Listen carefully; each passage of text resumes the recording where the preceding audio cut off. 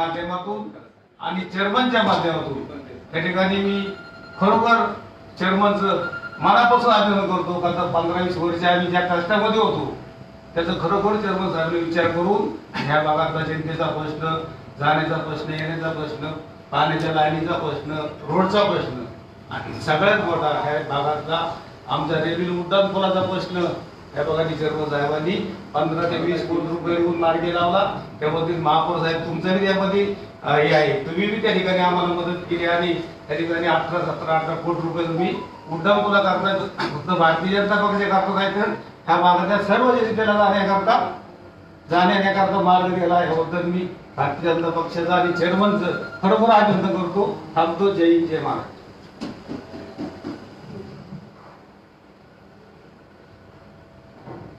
मान्य गणेश जोडे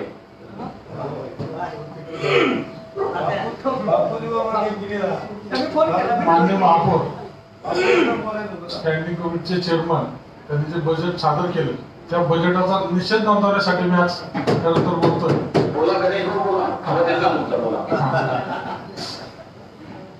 सातत्याने दरवर्षीप्रमाणे जसा समाविष्ट 11 गावातील समाविष्ट 11 गावातील गेले 4 वर्षापूर्वी जसं अपेक्षा भंग झाले नागरिकांच्या विकासाच्या बाबतीत ह्या वर्षी तेच घडलं.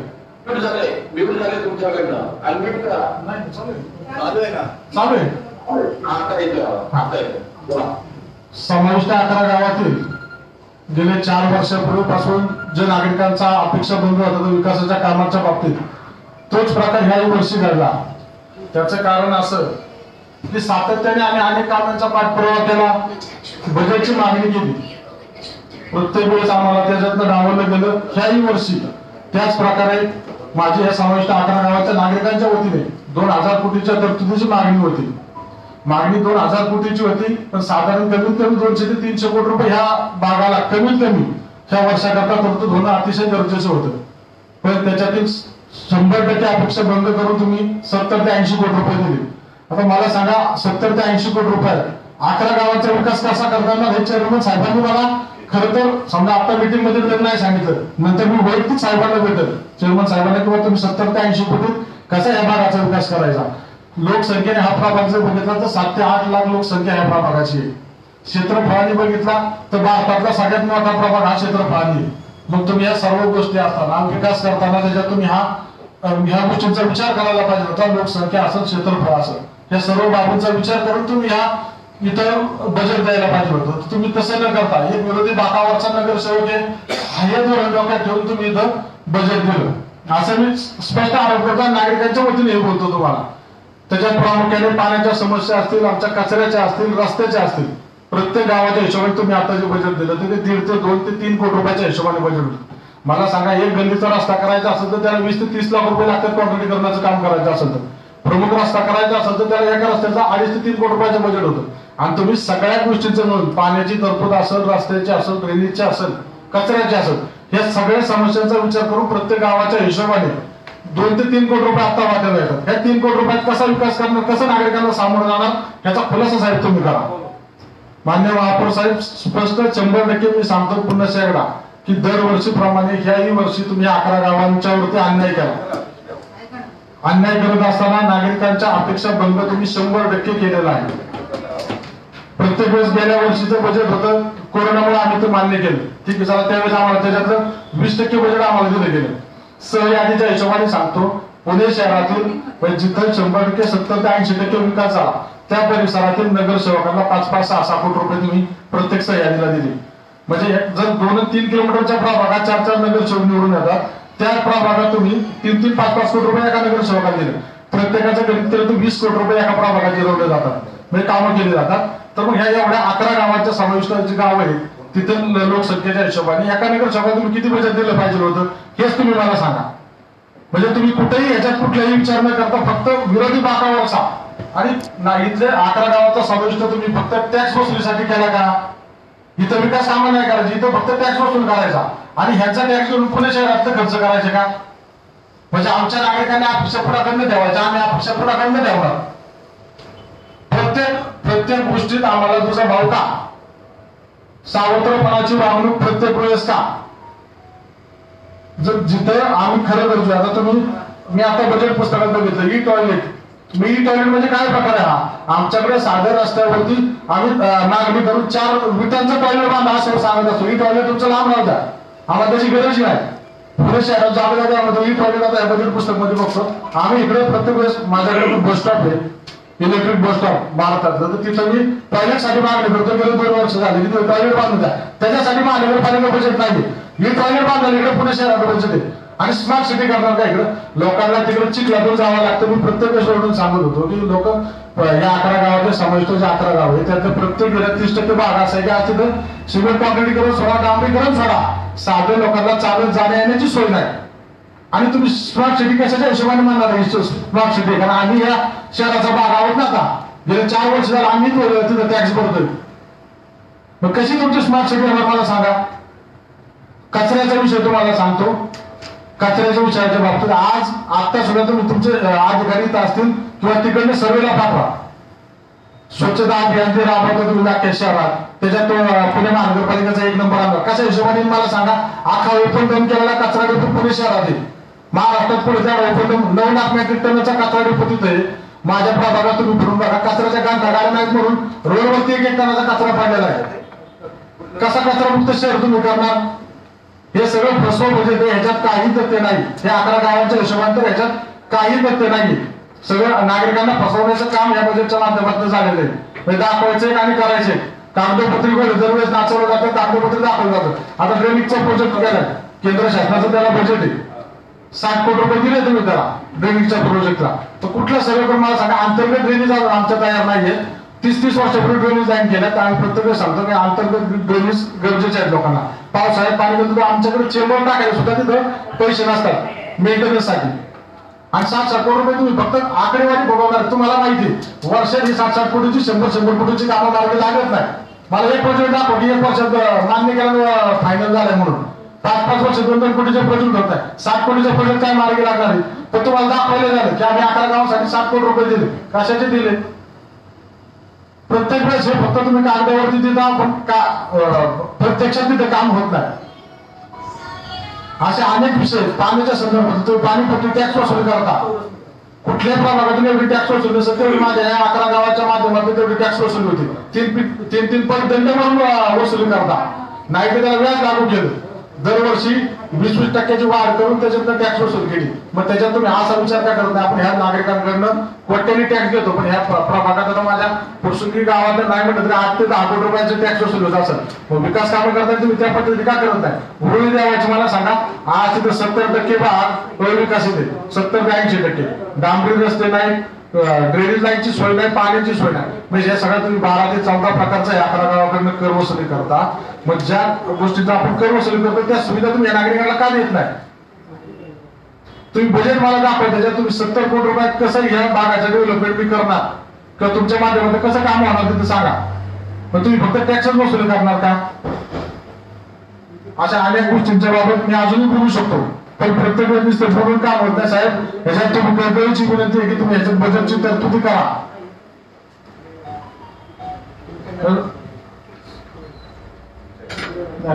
आता नाही सांगितलं अनेक ठिकाणी तुमच्या भाजपचे नगरसेवक आहेत, तुमच्या सत्ताधाऱ्यांच्या नगरसेवकांना 25-25-30 कोटी रुपये पुणे शहरात, म्हणजे आमच्या हडपसर परिसरात तर नाही सांगत मी, कारण इथं हडपसर ही आमचा विकसित भाग आहे. अजून सुद्धा इथं सुद्धा विकास होणे बाकी. पुणे शहरात जे पेठेतले नगरसेवक आहेत तिथे तुमच्याकडे 10-15 कोटी रुपये दिले जातात. मला सांगा ते पूर्वीच्या महानगरपालिका स्थापनेपासून जर तिथं अजून एवढं बजेट लागत असेल आणि आता ही 4 वर्षात ही खेडेगावं तुमच्याकडे समाविष्ट झाली, मग इथं बजेट लागणार आहे का? महापौर तुम्ही सांगा. मग त्या पद्धतीने तरतूद केली गेली का? 2000 कोटीची मागणी होती साहेब, कमीत कमी 500 कोटी रुपये 600 कोटी रुपये तुमच्याकडनं आमची अपेक्षा होती की तुम्ही ह्या शहराचे प्रत्येक नागरिक आहात, तुमच्या माध्यमातून स्टँडिंग कमिटीच्या चेअरमनच्या माध्यमातून त्या भागाचा विकास होईल अशी आमची अपेक्षा तुमच्याकडे होती. पण तुम्ही अपेक्षा बंद केला. मी ह्या बजेटचे पुन्हा सगळं निश्चित करतो, थांबतो.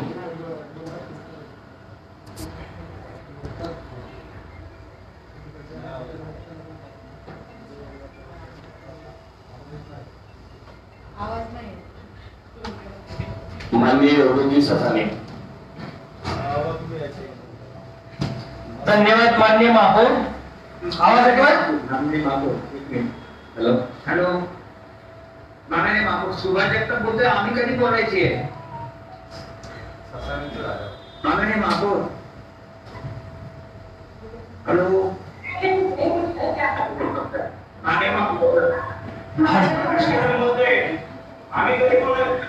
माननीय महापौर सुभाष जगताप कधी आम्हाला विनंती आहे? आता जी नाव आहे तुम्ही तुमचं नाव लिहून घेतो. आणि आज नको मागे उद्या त्याच्यात नाव देऊ. आज चेअरमनचं असं आणि सगळ्यांचं गणनेचं तर म्हणण्याचं आज सर्वांचं पुढे कमी आहे. बोलायला जर आजच संपलं तर सगळं आज संपवायचं. अन्यथा आपल्याशी संपर्क करतो बोलावं. आणि त्याच्या बोला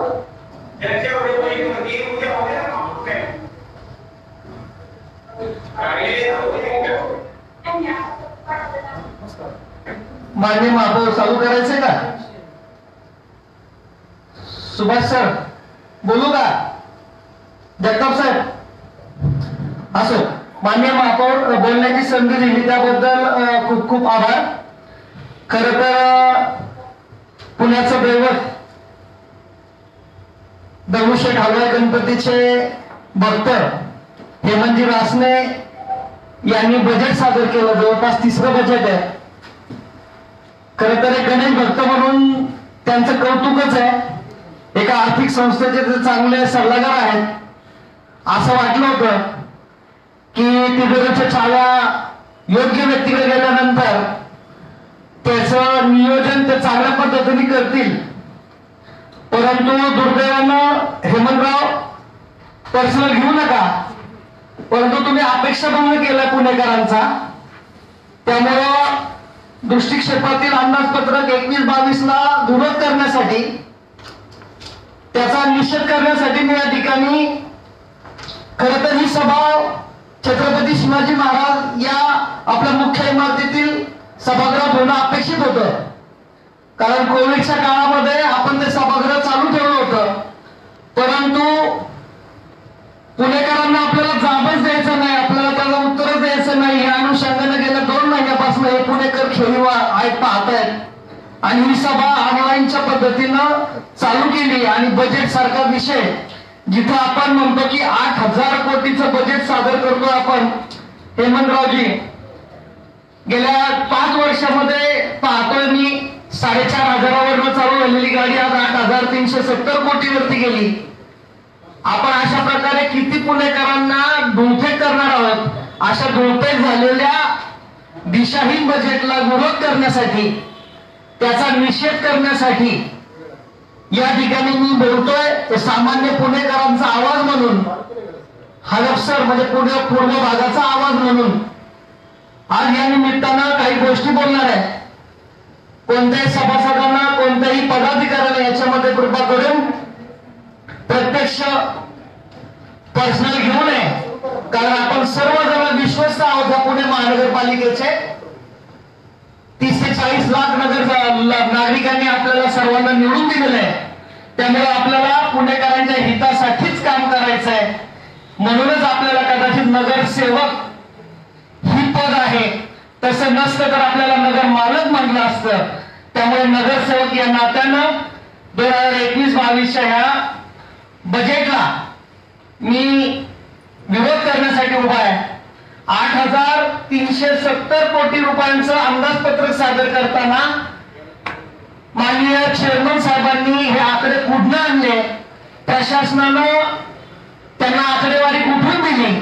वास्तविक एका चांगल्या बँकेचे ते चांगले पदाधिकारी आहात तुम्ही. तुमच्याकडनं तरी वास्तविक बजेट सादर करण्याची अपेक्षा होती. वास्तविकतेला धरून तुम्ही 4,200 कोटीच जरी परत एकदा बजेट सादर केलं असतं तरी सुद्धा पुणेकरांनी त्याची वाहवा केली असती. आमच्यासारख्या विरोधकांनी सुद्धा तुम्हाला पाठीची थाप दिली असती. कारण तुम्ही वास्तविक बजेट मांडलं असतं. परंतु हे खोटं फसवं बजेट सादर करून तुम्ही काय मिळवताय माहित नाही. खरं तर तुम्ही रोज त्या गणरायापुढं नतमस्तक असता. तुमच्याकडनं ही अपेक्षा नव्हती तरी तुमच्याकडनं हे झालंय. असो, पुणेकर खूप हुशार आहेत. ते नक्कीच पाहत असतात. आणि कधी कधी एक म्हण आहे, मांजरासारखं किंवा मांजर दूध पितं त्याच ते डोळं झाकून पितं. परंतु त्याला माहित नसतं की जग आपल्याला पाहत असतं, घराचा मालक पाहत असतो आणि आपले पुणेकर मालक आहेत हे सगळं बजेट गेल्या 5 वर्षापासून पाहतायत आणि त्यांना त्यातल्या ज्या त्रुटी आहेत त्या दाखवणं आज आमच्या सारख्या नगरसेवकाचं लोकप्रतिनिधी काम असल्यामुळं ही गोष्ट करण्यासाठी मी आज इथं उपस्थित आहे आणि बोलतोय. प्रभावी महसूल वाढीसाठी तुम्ही जी आभार योजना केली होती खरंच कौतुकास्पद आहे. नागरिक त्याची वाट पाहत असतात, परंतु पुणेकरांना जर आपण गेल्या 15 वर्षातला जर इतिहास पाहिला तर अशा योजनेची वाट पाहण्याची त्यांना सवय लागलेली आहे. त्यामुळे पुणेकर काय करतात की ज्यांना पैसे भरायचे नाहीये ते पैसे थकवतात.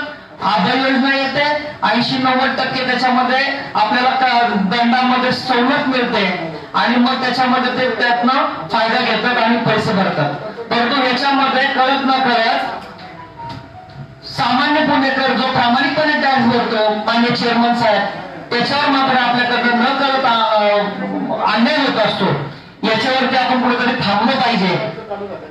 त्याच्यामध्ये अनेक प्रॉपर्ट्यांना टॅक्स लागले नाही. महापालिकेत मी अनेकदा बोललोय भाषणांमध्ये, परंतु त्याच्यामध्ये सुद्धा प्रशासनाकडनं किंवा आपल्याकडनं गेल्या 4 वर्षामध्ये कोणतीही ठळक योजना आणि तळागाळापर्यंत टॅक्सेशन लावण्यासंदर्भामध्ये कोणतंही काम दिसून आलेलं नाहीये.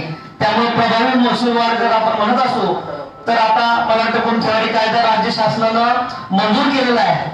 त्याच्यामध्ये तरी आपल्या प्रामाणिक सेवकांच्या माध्यमातून खरं तर आपण प्रत्येक इमारतीचं गुंठेवारीतलं क्षेत्र कन्फर्म करून त्याच्यामध्ये त्यांच्यावरती शास्तीकर आणि जी काही योजना असेल आपली त्याप्रमाणे करून आपला महसूल वाढवणे गरजेचं आहे.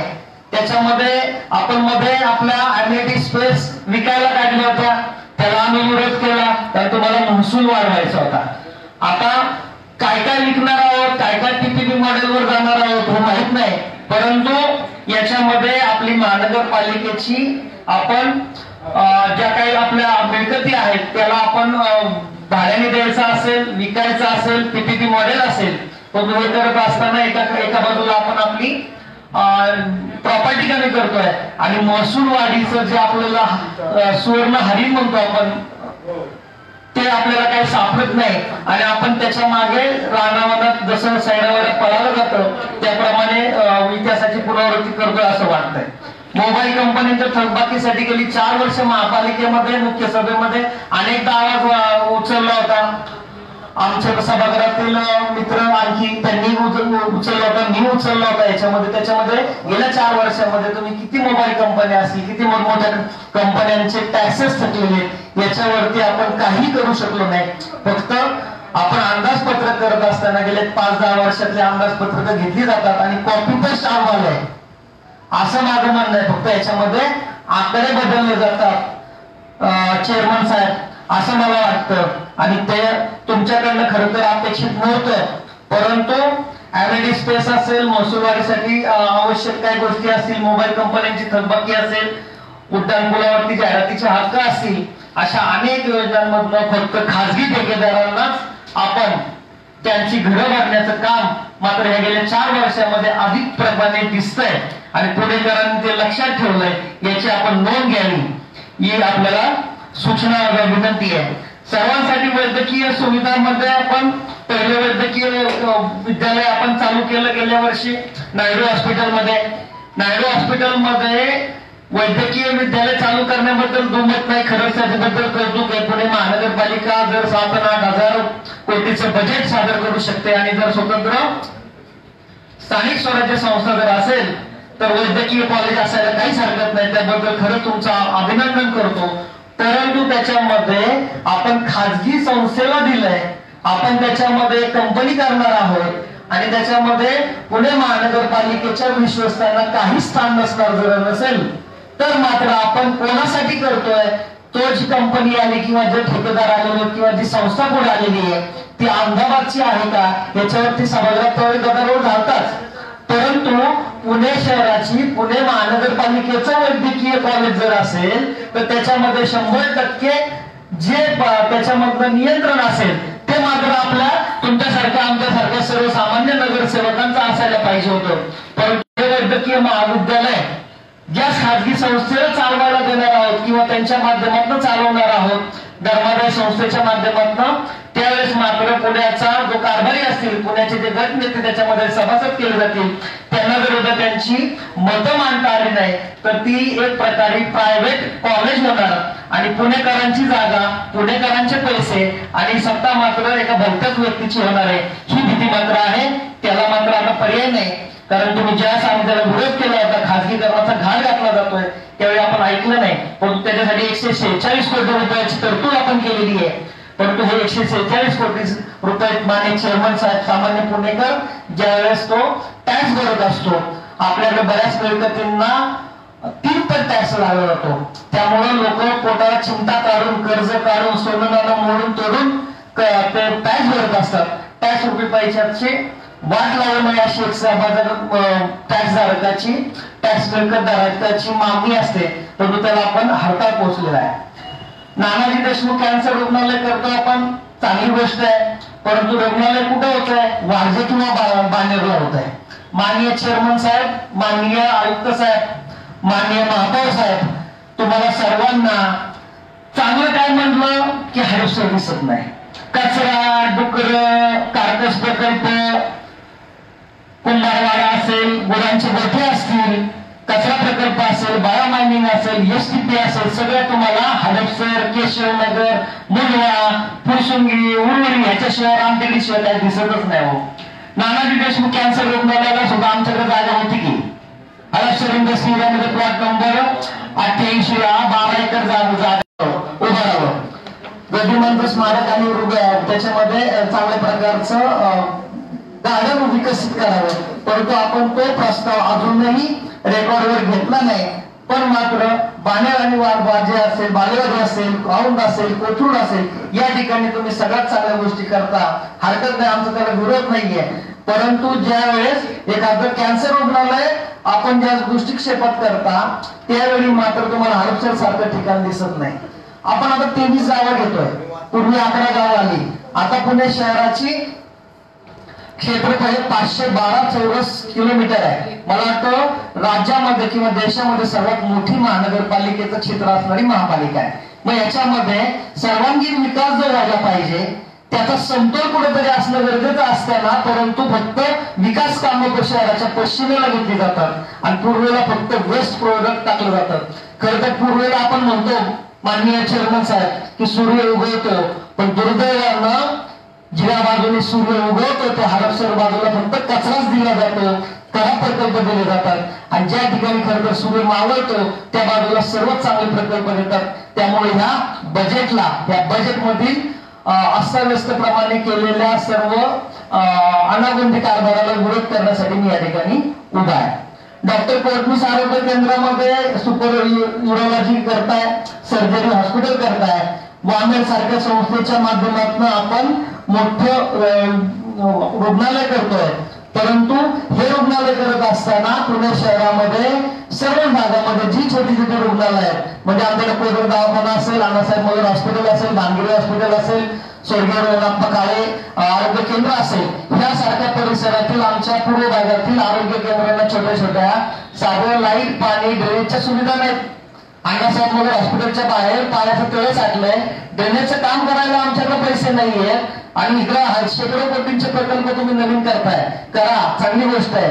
परंतु पुणे शहरामध्ये 2 डझनपेक्षा जास्त जी रुग्णालय आहेत पुणे महानगरपालिकेची, ती प्रथम सक्षम करणं गरजेचं आहे. आपलं असं झालं बरं का, पुढचं पाठ आणि मागचं सपाट, म्हणजे नवीन करायचं. तर नवीन करायचं असताना काय काय त्याच्यातले झोळ हे सामान्य माणसाला, नागरिकांना कळत असतात. परंतु ते करत असताना जुन्यांना सुद्धा आपल्याला उजाळा देणं गरजेचं आहे. त्यामुळे ह्या अख्ख्या अंदाजपत्रकामध्ये या जुन्या हॉस्पिटलचा कुठंच उल्लेख नाही. म्हणजे हडपसरचा जर विचार केला तर अगदी कोंढव्यामधलं आमचं रुग्णालय असेल छोटस ठोसरताईंच्या प्रभागातलं, त्याला सुद्धा काही निधी नाहीये ना आमच्या मगर हॉस्पिटलला, ना पुढे भागातल्या कोणत्याच हॉस्पिटलला. परंतु कॅन्सर रुग्णालयाला पैसे आहेत, कोटणीस रुग्णालयाला पैसे, कारण ती सगळी रुग्णालय शहराच्या पश्चिम भागामध्ये. त्यामुळं हा आदातुदा भाव आपण बंद करा. आमचं प्रसूती केंद्र बंद झालं यासाठी मी अनेकदा भांडलो. ते 10 लाखाची अँब्युलन्स साठी सभागृहामध्ये 15 मिनिटं गोंधळ झाला. माझा एका सभासद महिला भगिनीशी शहराच्या पुणे महानगरपालिकेच्या इतिहासातले पहिले चेअरमन पहिले चेअरमन असाल, लाईटच गेली. पहिले चेअरमन असाल की जे 3 बजेट. अण्णा आवाज येतोय का?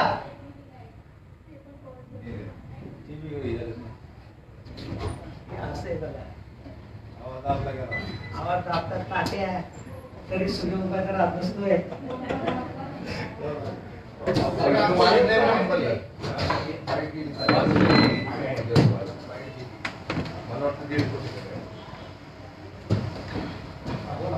हॅलो, मान्य महापौर आवाज येतो आपल्याला? नाही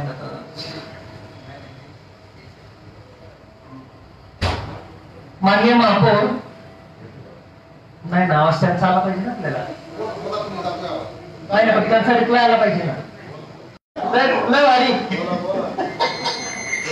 असो.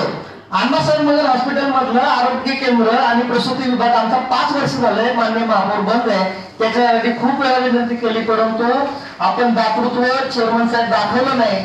पुणे शहराच्या इतिहासामध्ये महापालिकेच्या गेल्या 70 वर्षापेक्षा जास्त काळामध्ये तुम्ही चेअरमन साहेब खूप नशिबान आहात. त्या गणपतीची खरंच तुमच्यावर कृपा आहे.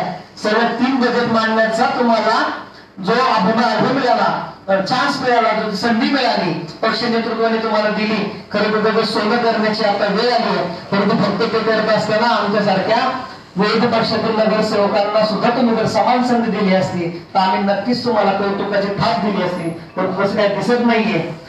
5 विभागामध्ये आरोग्यक्षेत्र विभाग करत असताना नेहरू रुग्णालय, कमला नेहरू असेल, सर्व असेल, परंतु आमचं पूर्व भागातील रुग्णालयांना आपण जरी याच्यामध्ये निधी दिला नसेल तरी तुमच्याकडं छुप बजेट असतं. मग अशी आमच्या एक सन्माननीय सभासद गफूरभाई म्हणले की बजेट लपवलं जातं, हे प्रत्येक वेळी केलं जातं. खरं तर आम्ही नवीन आहोत, पहिलेच टर्म आहे, परंतु या अंदाजपत्रकामध्ये खूप हिडन गोष्टी असतात अशा आम्ही पाहतो, ऐकतो, अभ्यास केल्यानंतर दिसतात सुद्धा.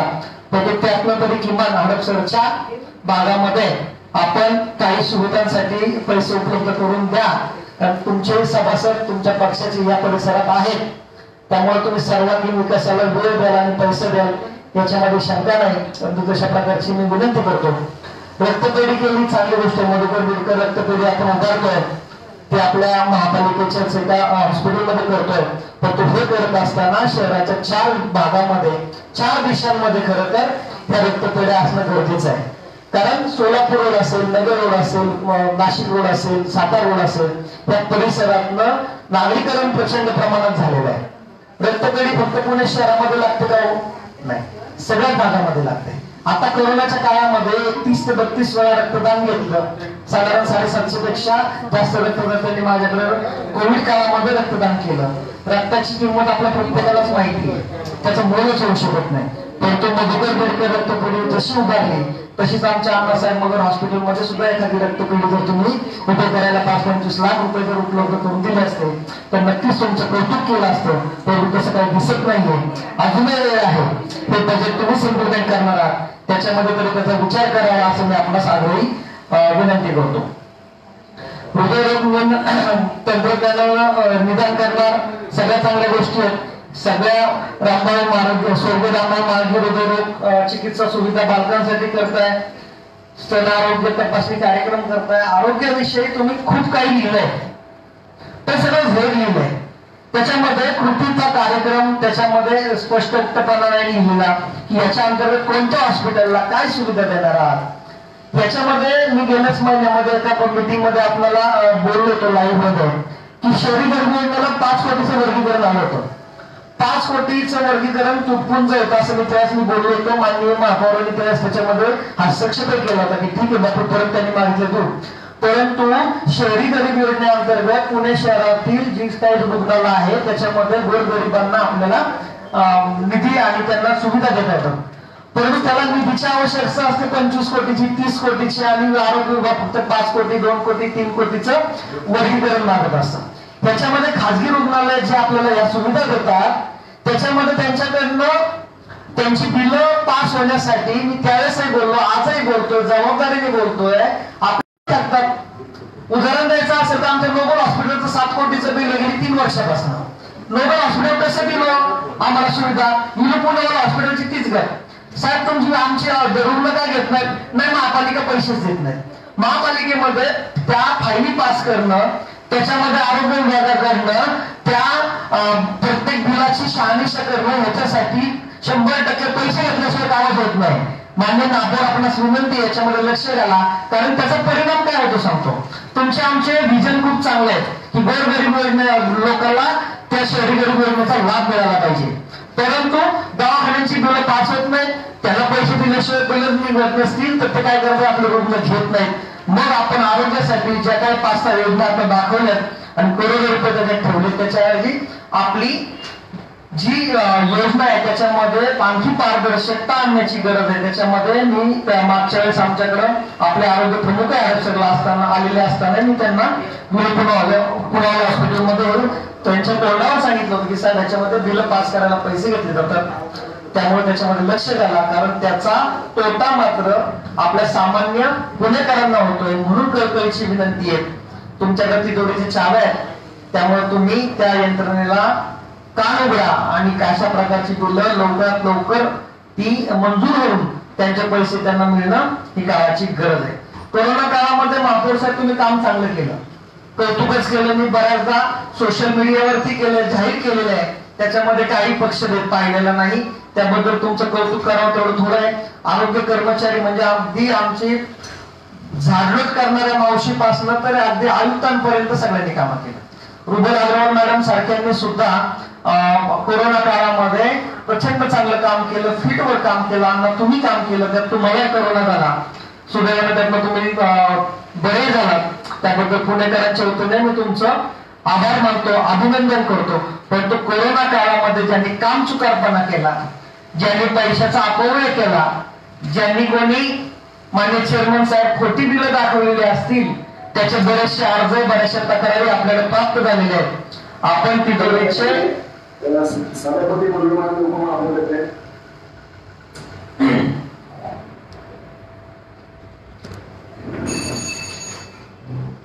राहावं लागतं. आपण पिठाशी उभं राहिल्यानंतर माननीय सभापती महोदय, स्वागत आहे. कोरोनाच्या काळामध्ये ज्यांनी काम चुकीची केली असतील त्यांच्यावरती आपण कारवाई करणार का, त्यांची बिलं आपण थांबवणार का, याचं उत्तर माझ्यासह पुणे महानगरपालिकेतील सर्व नागरिक आपल्याकडे पाहत आहेत, त्याप्रमाणे आपण कारवाई करावी अशी आपणास विनंती आहे. कार्डियक अँब्युलन्स होतोय, चांगली गोष्ट आहे, परंतु पीठासीन अधिकारी माननीय उपसभापती महोदय, ताई मला एक फोन करून द्यायची माननीय चेअरमन साहेबांना. 2 वर्षापूर्वी पुण्यामध्ये देवदूत नावाची गाडी आली होती, 1,12,00,000 रुपयाची एक गाडी, जी गाडी 20 लाखाला कोणी घेणार नाही. त्या गाडीला आपण आपल्या काही चुकीच्या लोकांमुळे कोटी रुपये मोजले होते. आता आपण 1 कोटीच्या 4 गाड्या कार्डिओ दाखवलेल्या आहेत, त्याच्यामध्ये नक्कीच 15 ते 16 लाख रुपयामध्ये कार्डिओ अँब्युलन्स मिळते. त्याच्यामध्ये सुद्धा अजून 2 गाड्या वाढू शकतात. 1 कोटी ऐवजी 2 कोटीच्या घ्या, 4 ऐवजी 10 अँब्युलन्स घ्या. कार्डिओ अँब्युलन्सची खरंच गरज आहे, परंतु त्याच्यामध्ये माननीय चेअरमन साहेब खर्च करत असताना जास्त पैसे जाणार नाही, कारण हे आपण विश्वस्त म्हणून काम करत असताना आपण मालक नसून आपण सेवक आहोत याची भावना लक्षात ठेवून या कार्डियक अँब्युलन्स मध्ये सुद्धा एखादा देवदूत तयार होऊ नये याची आपण काळजी घ्यावी ही आपणास विनंती आहे. पंडित दीनदयाळ उपाध्याय अपघात विमा योजनेचं गेल्या 3-4 वर्षामधनं प्रत्येक अंदाजपत्रकामध्ये मी पाहतोय, त्याचा बोलबाला पाहतोय. परंतु माननीय चेअरमन साहेब, याच्यामध्ये जर तुम्ही लाभार्थी दिले असते प्रत्येक वर्षीचे, तर मात्र त्याच्यामध्ये आम्हाला पुणेकरांना आनंद झाला असता. योजना आणली, चांगली योजना आहे, खूप मोठ्या माणसाच्या नावाने आणली आहे, ते सगळ्यांनाच वंदनीय आहेत. परंतु योजनेचा लाभार्थी कोण, किती जणांनी लाभ घेतला, कसा लाभ घेतला, तो मिळाला का, त्याची आकडेवारी जर दिली असती तर नक्कीच त्याच्यामध्ये पारदर्शकता आली असती. परंतु तशी पारदर्शकता काही दिसून येत नाही. म्हणजे फक्त पंडित दीनदयाळ उपाध्याय यांच्या नावानं आपण एक योजना आणायची, ती कागदावर ठेवायची, त्याच्यामध्ये विमा कंपनीचं पोट भरायचं. करायचं आणि लाभार्थी जो असतो सर्वसामान्य पुणेकर त्याच्या मात्र तोंडाला पानं पुसायची, हे काम चालू आहे, ते काम थांबवा. किमान त्या स्वर्गीय पंडित दीनदयाळ उपाध्याय यांच्या नावाला साजेसं तरी ते योजनेचं काम असावं अशी माफक अपेक्षा व्यक्त करतो. गतिमान वाहतुकीमध्ये 5 ठिकाणी मेट्रो राहणार, चांगली गोष्ट आहे. खरं तर सार्वजनिक वाहतूक व्यवस्था सक्षम असणं गरजेचं आहे. त्याला काय सक्षम असावं? आपण पुण्याचा जर विस्तार पाहिला तर पुण्याची ठिकाणं खूप लहान लहान ठिकाणी जवळ अंतर आहे. मेट्रोमध्ये किती बसणार आणि किती उतरणार हा संशोधनाचा भाग आहे. त्याच्यामध्ये हे पांढऱ्या हत्ती आहेत. काही वर्षापूर्वी आपल्याला BRT नावाचा पांढरा हत्ती आला. हडपसर पासून कात्रज पर्यंत प्रायोगिक तत्वावरती आपण BRT राबवली. त्यावेळी सत्ताधारी कोण होते सांगायची गरज नाही, 100% आम्ही सत्ताधारी होतो. चांगली योजना आणली होती, परंतु ती कार्यान्वित करताना अधिकाऱ्यांकडनं त्याच्यामध्ये दुर्लक्ष झालं, चुकीच्या गोष्टी इम्प्लिमेंट झाल्या, म्हणून ती योजना बारगळली. असो, एकाने चूक केली तर दुसऱ्याने सुधारली पाहिजे. माननीय चेअरमन साहेब, तीच चूक परत करणार असो तर मात्र आपण चांगले कारभारी कदम आंदोलन करताय. कात्रज ते स्वारगेट हा 5.5 किलोमीटरच्या अंतरासाठी आपण 100 कोटीचा चुराडा केला. गेल्या वर्षी स्वारगेट ते हडपसर मेट्रो BRT साठी 18 कोटी आले. ते 18 कोटी सुद्धा पळवले तुमच्या नगरसेवकांनी, सगळं वाटलं केलं. मी म्हणतो अरे त्यासाठी पैसे द्या. ज्या BRT मार्गासाठी ते पैसे आले होते माननीय चेअरमन साहेब भुमारे साहेबांना त्याची विनंती केली होती. त्यात मला तर मुळीक साहेब त्यावेळी त्याचे चेअरमन होते, किंवा त्या लगतच्या प्रभागांना सार्वजनिक वाहतूक व्यवस्था किंवा रस्त्यांसाठी ते बजेट वापरा. पुणे सोलापूर रोड 45 मीटरचा 60 मीटर झाला, त्याचं रुंदीकरण करा. BRT मार्गातल्या त्रुटी कमी करा, तोपर्यंत BRT करू नका. परंतु मेट्रो सारखा पांढरा हत्ती आपण किती दिवस चालवणार आहे आणि त्याच्यानंतर काय होणार आहे हे पुणेकर पाहतील. परंतु याच्यामध्ये आणखी एक चूक करून बसलो आपण. मेट्रोच्या कडेने 500 मीटर मध्ये आपल्याला FSI 3 का 4 करतोय आपण, लक्षात नाही, परंतु 4 असावा. 4 FSI आहे, बरोबर आहे. 4 FSI म्हणजे मग चांदी सोनं सगळंच मिळतंय ना. मग आपल्या नगर रोडची मेट्रो आगा खान पॅलेसच्या नावाखाली आपण नेली मुळीकांच्या दारातनं. मुळीकांचा सगळं जवळपास 15-20 एकरचा प्लॉट आहे. भारतीय जनता पार्टीचे ते सन्माननीय पदाधिकारी आहेत. त्यांच्या फायद्यासाठी त्यांच्या 20 एकरांमध्ये 100 एकराचं बांधकाम व्हावं म्हणून मेट्रोचा प्रकल्प तिकडे नेला. आता त्या कल्याणी नगर मध्ये 1 कोटीच्या खाली गाडी नाही कोणत्या पार्किंगला, 50 लाखाच्या खाली गाडी नाही. परंतु अशा ठिकाणी आपण मेट्रो का नेली? काय बजेटवर बोलतोय राजा भाऊ, तुम्ही तुमच्या मुद्द्यात बोला. ठीक आहे, काय मुद्दा तुमचा? मेट्रोमध्ये पैसे वाढले ना, ते बजेटचाच विषय मान्य ताई, की मेट्रोचं तुमचं अलाइनमेंट बदलली त्यामुळे मेट्रोचा खर्च वाढला तिथला. आणि कल्याणी नगरमध्ये तुम्ही सांगा कोण मेट्रोमध्ये बसणार होतं? कोण नव्हतं बसणार. विनाकारण 1 किलोमीटरचा रूट वाढला ना, हे बजेटचीच गोष्ट आहे, बोललीच पाहिजे ती. BRTच्या बाबतीमध्ये सुद्धा कात्रज स्वारगेट असेल, नगर रोडवरती BRT केली, आपल्याला नियोजन नाहीये.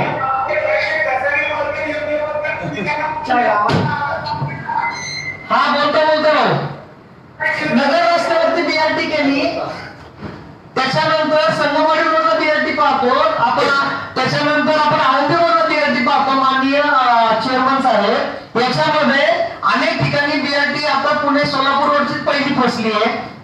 स्वारगेट कात्रज मध्ये 100 कोटीचा चुराडा केलाय आणि बाकीच्या रस्त्यांवरती BRT केली आहे. त्याच्यामध्ये आपण मेट्रोचा प्रकल्प टाकला. उद्या SCMTRचा प्रकल्प येणार आहे. म्हणजे आपल्या प्रशासनातील अधिकाऱ्यांना 2 गोष्टी नाही की ह्या रस्त्यावर त्यानंतर ह्या गोष्टी होणार आहेत, आपण त्याप्रमाणे नियोजन करावं आणि पैशाचं अपव्यय टाळावं.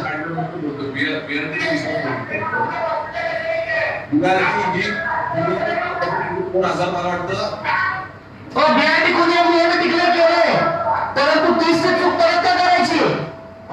सन्मान्य सभासद, BRT जरी तुम्ही खूप चांगलं बोलताय. हाडसची BRT कोणी ती खराब केली, कोणी संपवली तुम्हाला माहितीये. माझं एवढंच म्हणणं आहे जुन्या प्रकल्पावर आपण बोललो, तर नवीन शहराच्या प्रकल्पासंदर्भात काय करायचं या संदर्भात सूचना केलेला आपण सर्व मिळून शहराचा विकास करू असं माझं म्हणणं आहे. 100% भुमाले साहेब मी सहमत आहे. मी म्हणतो माझ्या भाषणामध्ये की ती पहिला प्रायोगिक तत्वावरचा प्रकल्प होता, तो काही कारणास्तव आपल्याला चांगल्या प्रकारे राबवता आला नाही, परंतु त्याच प्रकारच्या चुका आपण परत का करत आहोत हे नको का बोलायला. नवीन नाही, आमचं स्वारगेट कात्र सुद्धा हा जुनाच होता. 2016ला दत्त धनकोडे महापौर असताना जो केला त्याला पुनर्बांधणी म्हणजे नव्याने करण्यासंदर्भातला आपण तो प्लॅन केला, तो आता आपण केलाय. नवीन बीआरटी आमच्या काळात 2017 पासून आम्ही कोणत्याच शहरात सांगितलेलं नाहीये. जुने प्रकल्प आम्ही दुरुस्त किंवा ते झालेले ते करण्याचा प्रयत्न करतोय असं माझं म्हणणं आहे. शहरात नवीन जर प्रकल्प आला तर सर्व नगरसेवक मिळून आपण या शहराचा विकास करू. तिथं तुम्ही सांगा बाबा हे अडचणीचं वाटतंय, हे चुकीचे, त्यात आपण शहरासाठी काम करण्याचं एवढं मला सांगायचं, बाकी काय बोलायचं. 100% मी सहमत आहे माननीय भुमाले साहेब. मी हेच म्हटलं मगाशी, तुम्ही ऐकलं का नाही माहित नाही, की प्रकल्प प्रायोगिक तत्वावरती आला होता हडपसर ते कात्रज, त्याच्यामध्ये त्रुटी झाल्या. त्याच्यानंतर आपण 100 कोटी रुपये फक्त 5.5 किलोमीटरला तुमच्याच काळामध्ये आताच्या 2 वर्षाच्या खर्च केले. नगरवरती बीआरटी केली, आता तिथं परत मेट्रो करतोय. चंद्रवाडी बाजूला आपण बीआरटी केली, ती वापरतच नाहीये. मग आपण वारंवार त्या चुका करू नये अशी मी तुम्हाला अपेक्षा व्यक्त केली. मी तुम्हाला दोष देत नाहीये. समजा एखाद्या काळामध्ये एखादी चुकीची गोष्ट घडली, प्रशासनाच्या चुकीमुळे म्हणा किंवा सत्ताधाऱ्यांच्या असेल, परंतु त्याच चुका आपण वारंवार करत असेल तर मात्र आपल्याला प्रश्नचिन्ह आहे. त्याच्यामध्ये तुमचं लक्ष वेधलंय, पर्सनल घेऊ नका. कारण 5.5 किलोमीटर साठी 80-90 कोटी रुपये खर्च केले तर आपण गेल्या 2 वर्षामध्ये. सोडून त्याला बीआरटी, त्याच वेळी हडपसरच्या बीआरटीचं प्रेझेंटेशन आमच्या प्रभाग समितीत झालं असताना त्यावेळेस मी सांगितलं भारतीय महानगरपासून हडपसर पर्यंत बीआरटीची एक पण वीट रचून देणार नाही. का? रस्ता बारीक आहे, 36 मीटर मध्ये बीआरटी होऊ शकत नाही, 45 मीटर मध्ये सुद्धा रस्ता पाहत नाहीये. मग आपण बीआरटीवर खर्च करू नका, अनावश्यक पैसा खर्च करू नका. बजेटचा जो विषय आहे, बजेट वाया घालू नका एवढीच तुम्हाला माझी विनंती आहे. एससीएमटीआर ला आपण गती देणार, चांगली गोष्ट. एससीएमटीआर हा फार जुना प्रोजेक्ट आहे, काँग्रेस राष्ट्रवादी काँग्रेस मधलाच प्रोजेक्ट आहे. त्याच्यामध्ये याच्यावरती ज्यावेळेस महानगरपालिकेमध्ये चर्चा झाली त्यावेळेस सूचना केल्या होत्या. एससीएमटीआर केलं होतं त्यावेळेस पुणे शहराची क्षेत्रफळ 300-325 स्क्वेअर किलोमीटर होतं. आज पुणे शहराची भौगोलिक परिस्थिती पाहता 512 चौरस किलोमीटरचा तो मार्ग क्षेत्रफळ जर असेल तर पूर्वी एससीएमटीआर हा शहराच्या बाहेरच्या बाजूने होता, गोलाकार होता, मान्य. परंतु आता त्याच्यानंतर 20 वर्षांनी जर तो इम्प्लिमेंट होणार असेल तर माननीय सभागृह नेते असतील, सर्व सन्माननीय सत्ताधाऱ्यांना माझी विनंती आहे की याच्यामध्ये तो मार्ग उचलून त्याच्या बाजूला म्हणजे मागच्या बाजूला नेला पाहिजे, शहराच्या आउटर साईडला नेला पाहिजे. 23-11-34 गावं आलेली आहेत, त्याच्यामध्ये त्याचा समावेश केला पाहिजे. शहरामध्ये आता तो फार मध्यवस्थित गेला, त्याच्यावेळी त्याची अलाइनमेंट बदलली पाहिजे असं माझं मत आहे. याच्यामध्ये त्या योग्य मीटिंग मध्ये मी बोललो होतो, परंतु उद्या असं होऊ नये बीआरटी सारखं की अहो ते बीआरटी तुम्हीच आणली होती, मग एससीएमटीआर पण तुम्हीच आणला, मग आम्ही तो राबवला. अरे तो आणला होता त्यावेळेस 345 स्क्वेअर किलोमीटर पुणे शहर होतं, आज 512 झालंय. मग त्याची अलाइनमेंट बदला. सत्ताधारी तुम्ही आहात, तुमच्या हातामध्ये आहे, तुम्ही जर ठरवलं तर त्याची अलाइनमेंट बदलेल आणि पुणे शहरातील नागरिकांचा पैसा वाया जाणार नाही ना. कारण तो रिंग रोड जो होता आधीचा तो शहराच्या जवळ होता, त्यावेळेस तो शहराच्या बाहेर होता. आता तो शहराच्या मध्यवस्थित गेला कारण शहराची क्षेत्रफळ प्रचंड प्रमाणात वाढलंय. त्याच्यामध्ये अंदाजपत्रकातील जी तरतूद आहे 70 कोटीची ती वाया जाऊ नये एवढीच माझी अपेक्षा आहे. याच्यामध्ये तुम्ही परत एकदा चर्चा करा सभागृहामध्ये, त्यातले एक्सपर्ट बोलवा आणि एससीएमटीआरची खरी गरज आता कोणत्या भागात आहे त्याची चर्चा करून त्याप्रमाणे इम्प्लिमेंट करावा. पुणे शहरामधील पुणेकरांचा पैसा वाया जाऊ नये एवढीच माझी लोकप्रतिनिधी म्हणून आपणास विनंती आहे. नगर रस्त्यावरती अनेक पूल करतोय आपण, चांगली गोष्ट आहे. खर तर मुळीक साहेबांचं अभिनंदन केलं पाहिजे. परंतु नगर रोड बरोबर सोलापूर रोडवरती क्रोमचा चौक असेल, फातिमानगरचा चौक असेल, 15 नंबरचा चौक असेल, शेळवाडी चौक असेल, त्यानंतर सीझन मॉल समोरचा रस्ता असेल, त्यानंतर मुंढा चौकातला रस्ता असेल, त्यानंतर खरी मशीन चौक असेल टोंडव्याचा आणि हॉटेल ज्योतीचा चौक असेल. अशा 10-12 ठिकाणी खेडेकर साहेब मी अंडरपास सुचवले होते. मुलांसाठी पादचाऱ्यांसाठी मार्ग सुचवले होते, परंतु अजून एकही ठराव शहर सुधारणा समितीने चर्चेला सुद्धा आणला नाही. म्हणजे सत्ताधाऱ्यांनी सुचवलं की तुम्ही नगर रोडला 2-4 पुलं दिली, अंडरपास दिले, आणि विरोधी पक्षांना नगरसेवक सुचवतो म्हणून सोलापूर रोडवरती तुम्ही बघतच नाही. हा मात्र विरोधाभास जो आहे तो माननीय चेअरमन साहेब, माझे ठराव शहर सुधारणामध्ये आहेत, त्याच्यावरती विचार करा. काय होतं, आपल्याकडे एखादा रोड रस्ता पूर्ण झाला की त्याच्यामध्ये ठराव कोणी दिला, पत्र कोणी दिलं, त्याच्यामध्ये राजकारण चालू होतं. असे 1.5 डझन म्हणजे 18 पेक्षा जास्त ठराव पेंडिंग आहेत, परंतु फक्त विरोधी पक्षातला नगरसेवक असल्यामुळे आपण ते घेत नाही आहात. हे मात्र चुकीचं आहे. आपण तसं करू नये. गणपती आपल्याला त्याप्रमाणे चांगली सद्बुद्धी द्यावी अशी मी प्रार्थना करतो. डीपी आणि रस्ते पूल खासगी सहभागातनं करतोय पीपीपी मॉडेल मधनं. त्याच्यामध्ये गेल्या 2 महिन्यापूर्वी 6 महिन्यापूर्वी एक ठराव आला होता, मुंढवा केशवनगरला आणि खराडीला जोडणारा नदीवरचा पूल. त्याच्यामध्ये खासगी विकासकांनी पीएमआरडीएला पत्र दिलं होतं की 35 कोटीचा पूल मी बांधतो. महानगरपालिकेला उपरती आली, ते पत्र बाजूला ठेवलं आणि महापालिकेने त्याच्यामध्ये अलाइनमेंट बदलून 30-35 कोटीचा पूल बांधण्याचं आपण घाट घातलेला आहे. म्हणजे आपण त्या खासगी विकासकासाठीच तो नदीवरचा पूल करतोय, कारण पुणेकरांचा पैसा वाया जातोय. माननीय चेअरमन साहेब याच्यामध्ये लक्ष घाला. कोणाच्या तरी एखाद्या फायद्यासाठी 30-40 कोटी रुपये पाण्यात घालू नका. तो विकसक करेल ना, त्याची 100-150 एकराची स्कीम आहे, त्याला 30-35 कोटी रुपयाचा पूल करणं काहीच अवघड नाही. आणि त्याच्याही पलीकडनं जाऊन विनंती आहे की त्याच्यामध्ये डीपी मध्ये ज्या ठिकाणी रस्ते आहेत, ज्या ठिकाणी रस्त्यांची कनेक्टिव्हिटी आहे, त्या ठिकाणीच आपण खरं तर पूल बांधणं गरजेचं आहे. पण तो बिल्डरसाठी केलेला पूल आणि त्याच्यासाठीची तरतूद मात्र पुणेकरांच्या पैशावरती, खिशावरती डल्ला आहे असं मला वाटतं. त्याच्यामध्ये सल्लागार कंपनी बद्दल न बोललेलं बरं. पुणे शहरामध्ये कोणताही प्रोजेक्ट आला, ज्या ज्या ठिकाणी सल्लागार नेमला जातो ते फक्त सल्लागारांची फी आणि त्यांचे ऑफिसेस चालवण्यासाठी नेमला जातो का काय कळत नाही. याच्यामध्ये सुद्धा आपण सल्लागारांसाठी पैसे करतोय. 141 कोटीचं रस्ते आणि पुलं विकसित करण्याचा जो घाट आहे, माझा स्पष्ट आरोप आहे की हे सगळे पुलं असतील, रस्ते असतील, हे मात्र खाजगी विकासकांसाठी आपण पायघड्या देतोय. याच्यामध्ये शंका नाही. पुणेकरांचा पैसा वाचवा. पादचाऱ्यांसाठी सिग्नल बसवतोय, चांगली गोष्ट आहे. पादचारी पुलाचे माझे 6 ते 7 प्रस्ताव पेंडिंग आहेत. आमच्या वैभव थिएटरच्या समोरचा असेल, गाडी तळावरच्या बंडर शाळेच्या तिथला असेल, 15 नंबरचा टेकोडे पेट्रोल पंपाच्या समोरचा असेल. अशा अनेक प्रस्ताव शहर सुधारणामध्ये पेंडिंग असतानाही सत्ताधारी पक्षाला विरोधी पक्षातील नगरसेवक म्हणून कोणताही प्रस्ताव अजून रेकॉर्डवर आणला नाही, ही मात्र दुर्दैव आहे. हे सर्व करत असताना कात्रज कोंढवा रस्त्याबद्दल अनेक आंदोलनं झाली. अगदी आमच्या मनसेच्या नेत्यांनी बोर्ड चालवली, नाव चालवली, पाणी साठलं. त्याच्यामध्ये सुद्धा 84 मीटरचा हा रस्ता, त्याच्यामधलं राजकारण, त्याच्यामधले निवेदनला गोळ हा काय कमी नाहीये. परंतु हे जे काय 30-35 कोटी रुपये आता जाणार आहेत त्या रस्त्यासाठी, त्याच्यामध्ये सुद्धा नक्की कुणाची घरं भरली जाणार आहेत हे पुणेकरांना कळतंय, कोंढवेकरांना कळतंय, सगळ्यांनाच कळतंय. त्याच्यामध्ये कोणत्याही पैशाचा अपव्यय होऊ नये म्हणून तुम्ही ह्या तिजोरीचे विश्वस्त आहात, मुख्य विश्वस्त आहात, म्हणून तुमच्याकडनं ती अपेक्षा आहे आपण ते थांबवावं. मेट्रो आणि पीएमपीएलच्या बाबतीमध्ये पीएमपीएल सक्षम करण्यासाठी काही योजना चांगल्या आणलेल्या आहेत. फक्त 10 रुपयामध्ये फिरू शकतो. अटल योजनेतनं 5 रुपयात. खरंच कौतुकास्पद आहे.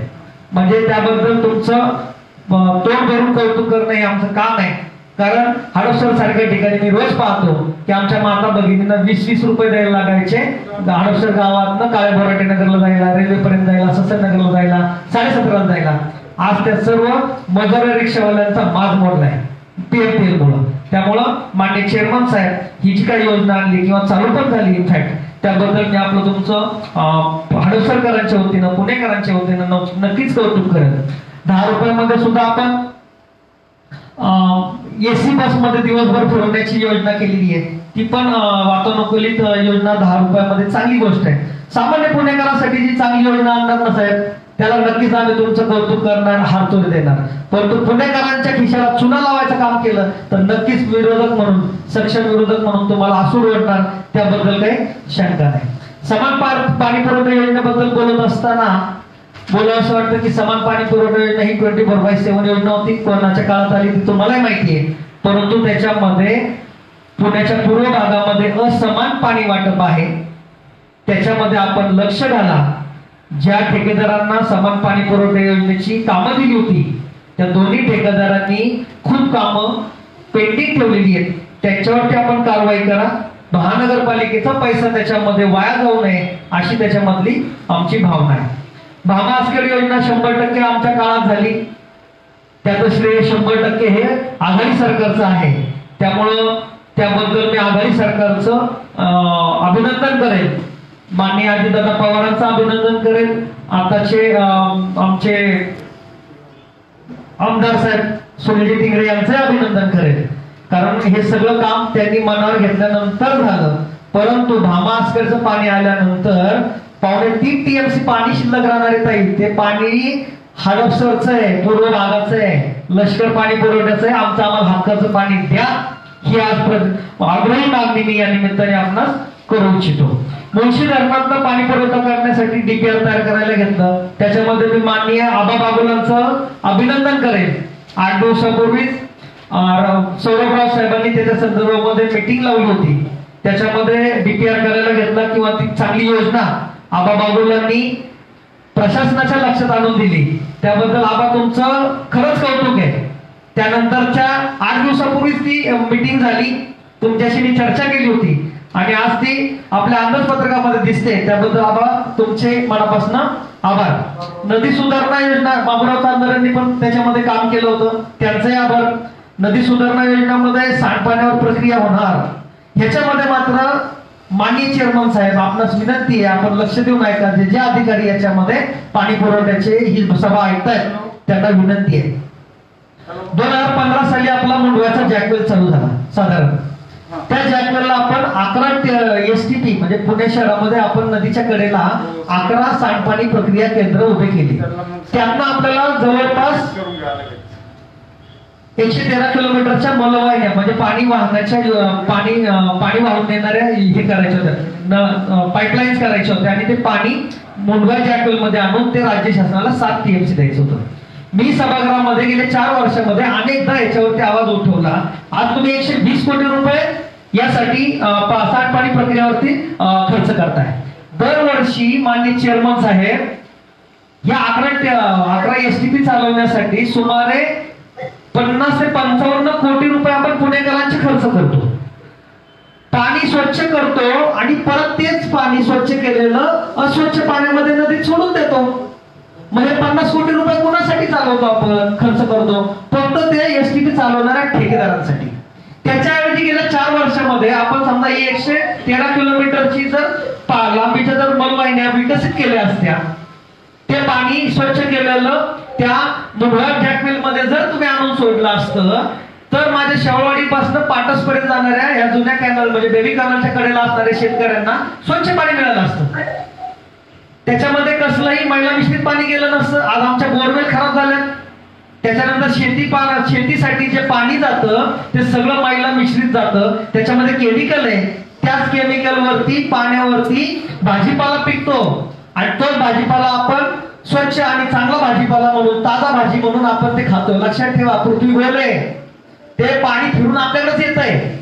आपण ज्या शेतकऱ्यांना घाण पाणी देतो ना तेच पाणी आपल्याकडे येतो, तरी आपण 100-100 कोटी खर्च करणार आहोत. हे मात्र चेअरमन साहेब तुम्ही थांबवा. त्याच्याऐवजी 11 STP प्लांट ते मुंडवा जॅकवेल प्लांट तुम्ही बंद नळातनं पहिल्यांदा जोडून घ्या आणि चांगलं पाणी त्या जॅकवेल मधनं आपल्या बेबी कॅनलला द्या. त्याच्यामुळे जी शेती निर्माण होईल, जी भाजीपाला निर्माण होईल, तो चांगला भाजीपाला तयार होईल आणि आपल्याला चांगला भाजीपाला खायला मिळेल. नाहीतर 100% पुणेकरांना आपल्याला कॅन्सर, आता आपण कॅन्सर रुग्णालय बांधायलाच घेतोय तर त्याच्यामध्ये जागाही पुरणार नाहीत. हे लक्षात ठेवा, कारण आपण दिलेला आपल्याला निसर्ग परत करतोय. त्यामुळं नदी सुधारणा असेल, प्रकल्प असेल, याच्यामध्ये आपल्याकडनं करोडो रुपये खर्च होत असताना मात्र आपण बेसिक सुविधा देणं गरजेचं आहे आणि त्या बेसिक सुविधा करा. त्याशिवाय 100-100 कोटी खर्च करू नये अशी आपणास कळकळीची विनंती आहे. 11 गावांमध्ये आपण मलवाहिन्या तयार करतोय, चांगली गोष्ट आहे. 11 गावं असतील किंवा 23 गावं असतील, मी स्वतः 97 साली आम्ही आमचं हडपसर सोसायटी नगर हे त्यावेळेस महापालिकेत आलं. पहिल्या 5 वर्षात आमच्या तोंडाला पानच घुसली. आता गेली 4 वर्ष पाहतोय मी गणेशाबा 11 गावांना 90 कोटी 98 कोटी 95 कोटी. अरे कसले कोटी, कसलं कोटी, कसलं काय, कापडाचा कोट पण मिळाला नाही. पैशाची कोटी तर सोडलेच, परंतु माननीय चेअरमन साहेब आपणास विनंती आहे कळकळीची, 2000 कोटी मागितले, 200 कोटी द्या, हा भाग सोडून द्या. परंतु त्या भागांमधनं जिथं आम्ही 2 किंवा 3 रुपये महिन्याला वर्षाला टॅक्स भरत होतो फ्लॅटचा ग्रामपंचायतीला, तिथं आता आम्हाला 30 आणि 40 रुपये टॅक्स येतोय. नागरिक वैतागलेत, ते म्हणतात आम्हाला कॉर्पोरेशन नको, ग्रामपंचायतच बरी. मग टॅक्स जर आम्ही 10 देत असू तर आम्हाला बेसिक सुविधा द्या. आणि जर तुम्ही वर्षाला 10, 15, 20 कोटी रुपयाचं जर तोंडाला पानं पुसत असाल 11 गावांसाठी, तर मात्र माननीय चेअरमन साहेब हे चुकीचं आहे. 11 गावांना न्याय द्या.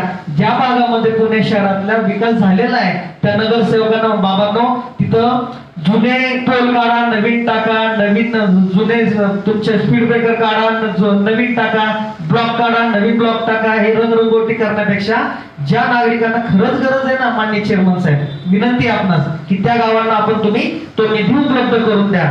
कारण 11 गावांमध्ये गेल्या 4 वर्षामध्ये मी पाहतोय आपण कोणतीच सुविधा देऊ शकलो नाही. फक्त आपण त्याच्या तोंडाला फक्त बजेटमध्ये 100-150 कोटी दाखवतो आणि मात्र प्रत्यक्षात खर्च करत नाही. ही सगळ्यात महत्वाची खंत आहे. साबरमतीच्या धर्तीवर मुळा मोठा नदीचा विकास करतोय, 900 कोटीची जायका योजना मी बऱ्याच वर्षापासून पाहतोय, ऐकतोय, अजून तर काही सुरू झालेली नाही. त्याच्यामध्ये आता अनेक बदल करणं गरजेचं आहे. ते बदल करून ती योजना राबवावी, कारण त्याच्यामध्ये ते शेवटी कर्जच आहे. जरी कमी रकमेचं असेल, कमी व्याजदराचं असेल, जरी ते कर्ज आहे आणि ते कर्ज जर वापरणार असेल तर त्याच्यामध्ये मान्य पीठासीन अधिकारी आपल्याकडनं चुकीचं काय व्हायला नको, अशी पुणेकरांच्या वतीनं मी आपणास विनंती करतो. जांभूळवाडी तलावाचा पीपीपी तत्वावरती पुनर्विकास आहे. अशा अनेक पीपीपीचे मॉडेल मी पाहतोय. खाजगीकरण करायचा सपाटा चाललाय. म्हणजे आता आपण बोलतो राजकीय भाषण नव्हे की बीपीसीएल विकणार, अजून काय काय एरंड विकणार, तसं केंद्रात सगळं विकाविकी चालली, तसं पुणे शहरामध्ये पण पीपीपी चाललं काय कळणार. त्यामुळं ह्या पीपीपी मॉडेलमध्ये कोणाचा विकास होणार आहे याची आम्हाला शंका आहे. कारण अशा अनेक योजना आलेल्या आहेत ह्याच्यामध्ये दिसत आहेत की PPP model, Mahatma Phule मंडईचा PPP आहे, तुळशीबागेचा पुनर्विकास तसाच आहे, सारसबागेचं पण पीपीपी मॉडेल आहे. आपण मध्ये तर बालगंधर्वच तोडायला निघाला होता, पुणेकरांमुळे ते थांबलंय. त्यामुळे आपणास विनंती आहे की याच्यामध्ये पीपीपी मॉडेल मध्ये कोणाचं आपण घर करतोय, कोणाचं उकळ पांढरं होत आहे हे पुणेकर पाहताय. चुकीचे निर्णय घेऊ नका ही आपणास विनंती आहे. घनकचऱ्याबद्दल आपण बरेचसे निधी आता धरतोय, प्रकल्प दाखवतोय. जे प्रकल्प दाखवले जातात ते खरंच चालतात का? बिबवेवाडीचा चालतो का, आंबेगावचा चालतो का, लोहगावचा चालतो का? नाही चालत. मी या बजेटच्या भाषणातून तुम्हाला विनंती करतो, गेल्या 4 वर्षामध्ये 2017 पासून जेव्हापासून कुणाल कुमार साहेबांनी 750 मेट्रिक टनाचा प्रकल्प उरुळीतनं रामटेकडीला ट्रान्सफर केला त्यांच्या अधिकारात, तेव्हापासून मी विरोध करतोय. तुमच्या काळामध्ये 1950 मेट्रिक टनाचे प्रकल्प हे फक्त हडपसर मतदारसंघात आले. तुम्ही हडपसरला कचरा नगरी करणार आहे का? तुम्ही पश्चिम भागामध्ये, दक्षिणेमध्ये, उत्तरेमध्ये प्रकल्पच तयार करायला नाही. रोकॅम 750चा होता, ठीक होता. त्याच्या शेजारी बायोमायनिंग 750चा आला, त्याच्यानंतर आणखी 350चा आला, तिकडे भूमिग्रीनचा 200चा आहे, त्याच्यानंतर उरुळदेवाचे होतं 1000 मेट्रिक टनाचा प्रकल्प करतोय. तिथं भूभराव करतोय. भूभराव करतोय म्हणजे 100% आपण फक्त गणेशाबा फक्त पैसे कमवायचं साधन आहे, काय नाही, फक्त खाली फक्त दळणदार हे. आता सुद्धा रामटेकडीमध्ये माननीय चेअरमन साहेब मी आयुक्तांना नेऊन दाखवलं की आता जी मशिनरी तिथं लावलेली आहे, आपण साधारण 1000 रुपये मेट्रिक टनाला पैसे देतोय. तो माणूस फक्त दळण दळतोय. जातेवरती आपण जसं दळण दळायचो ना तसं तो कचरा दळतोय, बारीक करतोय, चालला 1000 रुपये घे. म्हणजे आपण कोणाची पोटं भरतोय हेच कळत नाही. एमपीसीबीच्या परवानगी नसताना पुणे शहराचा कचरा ओपन डम्पिंग केलेला आहे रामटेकडीच्या कचरा जागेवरती, ॲमिनी स्पेसवरती अनधिकृतपणे केलाय. त्याला वारंवार विरोध केलेला आहे, तरी सुद्धा आपण थांबत नाही. रोजचा 400-500 टन कचरा हडपसरला तुम्ही माती मारताय. पोल्युशन बोर्डाची त्याला परमिशन नाहीये. एनजीटी कोर्टामध्ये जर आपण गेलो तर मात्र महागात पडेल, परंतु आपण कोणताही चांगला निर्णय घेत नाही. फक्त कचरा दिसला की हडपसर दिसतंय. हे दुर्दैव आहे, कारण पुण्याचे पदाधिकारी जे आहेत, कारभारी म्हणतो आम्ही, ते कायमच पुण्याच्या मध्य भागातले किंवा पश्चिमेकडचे असतात. मग ते कोणत्याही पक्षाचे असू देत, सगळेजण मिळून आमचा अन्याय करताय, तो खपून घेतला जाणार नाही. या वर्षामध्ये जर ते प्रकल्प नाही बंद पाडले तर तुम्ही म्हणता की हडपसरचा हा नगरसेवक आपल्याला भेटला. आबासाहेब करणार ते, कारण आम्ही काही ठेका नाही घेतलेला. आम्ही ठेका घेतला नाही. प्रसंगी आम्ही आमच्या पक्ष नेतृत्वाला पण फरवून सांगू, हडपसरला प्रकल्प यायचा असेल तर नाही, कारण नागरिक आमचे 1919 टन प्रकल्प एकट्या रामटेकडीमध्ये. अरे काय ते काय दळणदाराचं मशीन आहे ते, त्यामुळे त्याला विरोध आहे. हे करू नका, पैसा वाया घालू नये, ही या निमित्तानं आपल्याला विनंती आहे. पर्यावरण संवर्धन करतो आपण, चांगली गोष्ट आहे, परंतु माननीय चेअरमन साहेब दुर्दैवाने सांगू इच्छितो, 2018चा अहवाल असेल आपला पर्यावरण अहवाल, 2019चा पर्यावरण अहवाल असेल, 2020चा पर्यावरण अहवाल, तिन्ही पर्यावरण अहवाल अजून पेंडिंग आहेत. तुम्ही सांगा काय आपण संवर्धन करणार? अहो आपल्याला साधा तो कॉपी पेस्ट केलेला अहवाल सुद्धा मान्य करता येत नाही. गेली 3 वर्ष दरवर्षी पुढे ढकला आणि त्याच्यावर चर्चा करा ना. ती जी पुस्तकं दिली जातात माननीय चेअरमन साहेब, त्याच्यामध्ये फक्त आकडेमोड बदलली जाते. मग आपण कुणाला येडे बनवतो? सगळे 162 रेडे नाहीत, सगळे शहाणे आहेत म्हणून लोकांनी निवडून दिलंय. मग प्रशासन आपल्यावरती जे दुर्फेक करतं माननीय चेअरमन साहेब, ती थांबवली पाहिजे. पर्यावरणाबद्दल आपण मग काय करतो, रॅली काढतो, फोटो लावतो नेत्यांचे, काय नाही 10 मिनिटाचं फोटो सेशन झालं की आपण आपल्या घरी जातो. परंतु पर्यावरण अहवाल आपण मान्य करत नाही, त्याच्यावर चर्चा करत नाही. ह्याला कोण जबाबदार आहे? याला काही उत्तर नाही, परंतु त्याचं उत्तरदायित्व मात्र पेंडिंग आहे. 3-3 वर्षाचा पर्यावरण अहवाल जर आपण मान्य करत नसू तर ही मात्र चुकीची गोष्ट आहे. सीएनजी पंपांची उभारणी करतोय, सौर ऊर्जा प्रकल्पांची उभारणी करतोय, खरंच चांगलं आहे. आपल्याला ग्रीन पुण्याकडे जायला आपण जर पाऊल उचललेलं आहे माननीय चेअरमन साहेब, त्याबद्दल आपलं कौतुक आहे. परंतु त्याच्यामध्ये फक्त खाजगीकरण करू नका, नाहीतर काय व्हायचं, केंद्रामध्ये अदानी अंबानी आहे तर पुणे शहरात कोणाची नावं घ्यायची माहित नाही, परंतु योग्य वेळी ती नावं आल्यानंतर नक्की डिक्लेअर केली जातील. त्याप्रमाणे काही करू नका, आपणास विनंती आहे. महात्मा फुले मंडईचा पुनर्विकास करत असताना तुळशीबागेचा असेल किंवा सारसबागेचा असेल, या सर्वांचा किंवा महर्षी मामाराव दाते मुद्रणाचा पुनर्विकास, याच्यामध्ये सर्वांमध्ये आपण पीपीपी मॉडेल आणलंय.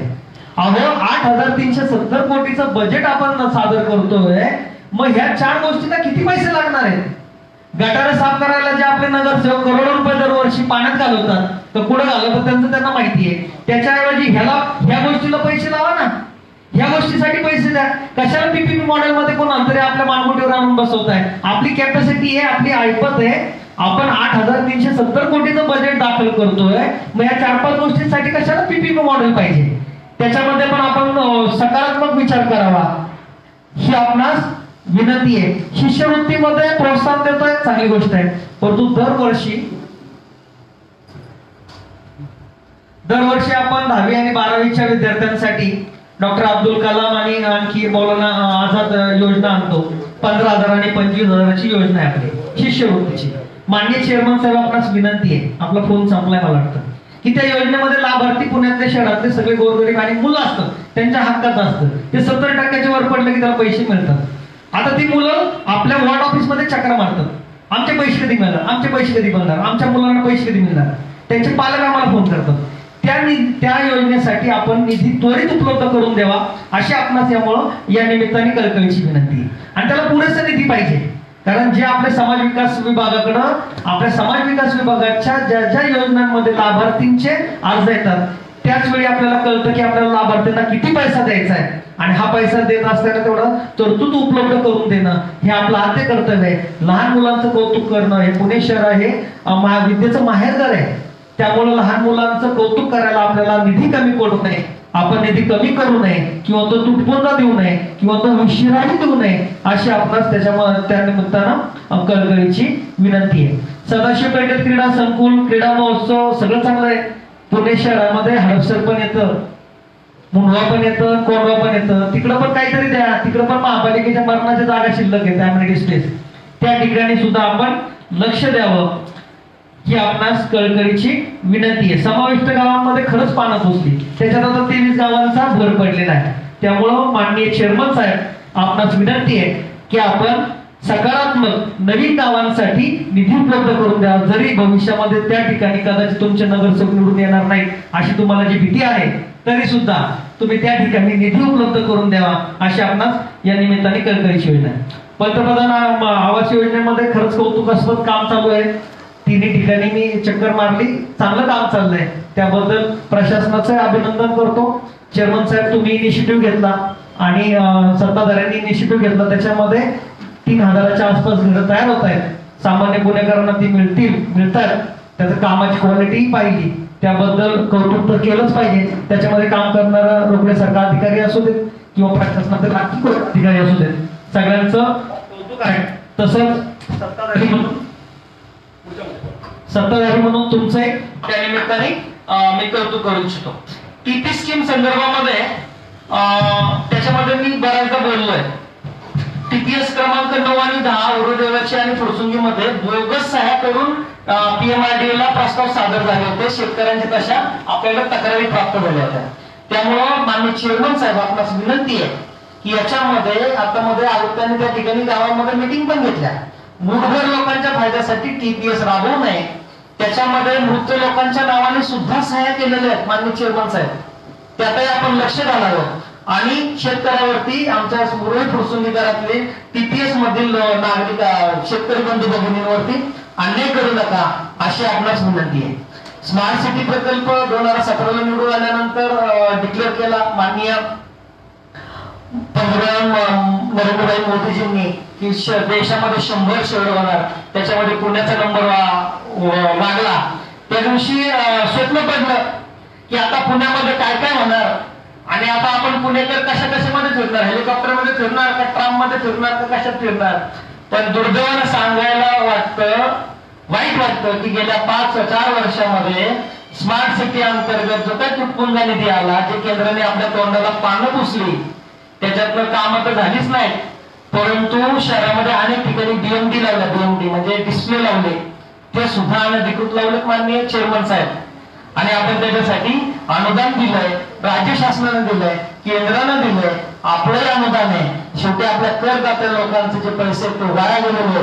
त्यामुळे तुमची स्मार्ट सिटी प्रकल्प जे आहेत ते खरंच अवघड आहे. मग त्याच्यामध्ये फक्त कोणाचं पांढरं झालं माहित नाही, फक्त कागदावरती पुणे शहर स्मार्ट सिटी मध्ये उल्लेख झाला. दुर्दैवानं सांगू इच्छितो की याच्यामध्ये काहीच स्मार्ट झालं नाही, फक्त रंगरंगटा झाल्या आणि त्याच्यावर दरवर्षी पैशाची उधळपट्टी झाली. शिवसृष्टी स्मारके आणि याच्यासाठी 20 कोटीची तरतूद आहे.